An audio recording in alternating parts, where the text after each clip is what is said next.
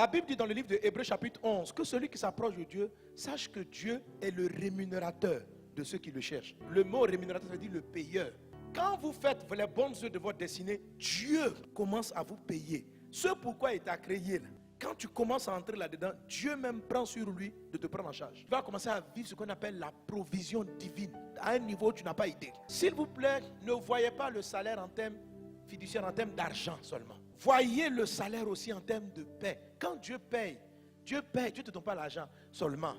Dieu te donne les ressources pour s'occuper de ton corps, mais tu as besoin aussi que ton âme soit rémunérée. Tu as besoin que ton esprit soit rémunéré. Dieu fait ça.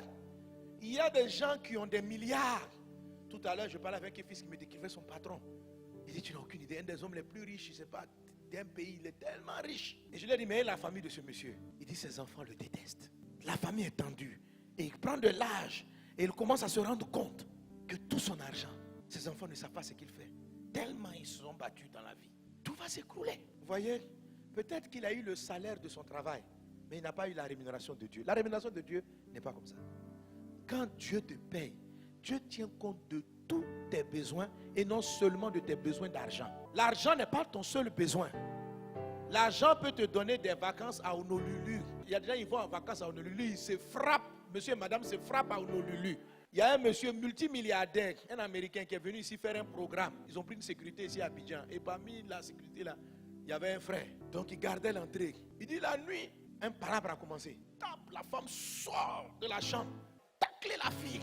Coup de poing. Il est parti les séparer. Le lendemain, elle a mis fond de test. C'était tous devant la télé. Puis oui, le couple. Et puis il passe. On dit non, quel couple. La nuit, ils ont failli se tuer. Donc il vient me dire, papa, vraiment, l'argent n'est pas tout. C'est-à-dire, chaque nuit, leur couple risque la mort. Ils ont la gloire. Mais est-ce que c'est la rémunération de Dieu? Non. Dieu paye ceux qui font les bonnes œuvres. Quand tu es dans ta mission, il te donne quelque chose pour prendre soin de ton corps, pour prendre soin de ton âme. La paix, c'est quelque chose que l'argent ne peut pas te donner. Le bonheur, l'argent ne peut pas te donner. Il est capable de rémunérer ton esprit. Cherche le salaire de Dieu. Alors quand tu travailles pour Dieu, il est ton payeur. Que Dieu soit ton payeur. Que Dieu soit ton payeur. J'ai vu des gens aller chercher des gros salaires au détriment de leur bonheur conjugal. On lui est venu offrir une offre. Telle entreprise est prête à t'embaucher. Mais pour cela, il faut que tu quittes ta famille. Il faut que tu ailles t'installer dans tel endroit. Le fils vient me voir et dit ça. Je dis, tu vas pour combien de temps? Il dit, non, je pourrais revenir sur Abidjan pour voir ma famille que 2 fois par an. Je dis, quoi?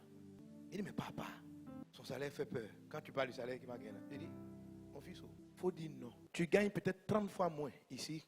Mais ça, c'est un piège satanique. Tu vas tout perdre.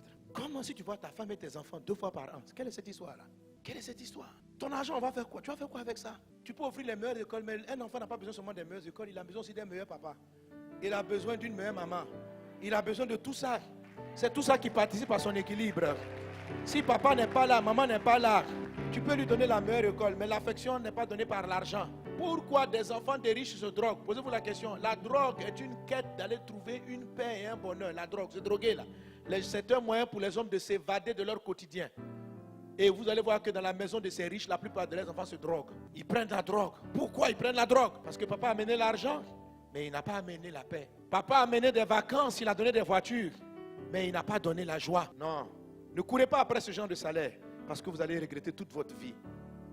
Quand vous allez être là avec tous vos milliards, divorcés 4 fois, des enfants qui vous détestent, qui ne marchent avec vous que pour votre argent, vous allez voir que votre vie est misérable. Et vous allez mourir dans la misère. Tourne-toi véritablement vers Jésus et fais les bonnes œuvres que Dieu a préparées pour toi et non simplement des œuvres. Est-ce qu'on est ensemble? Quelqu'un donne un bon amen?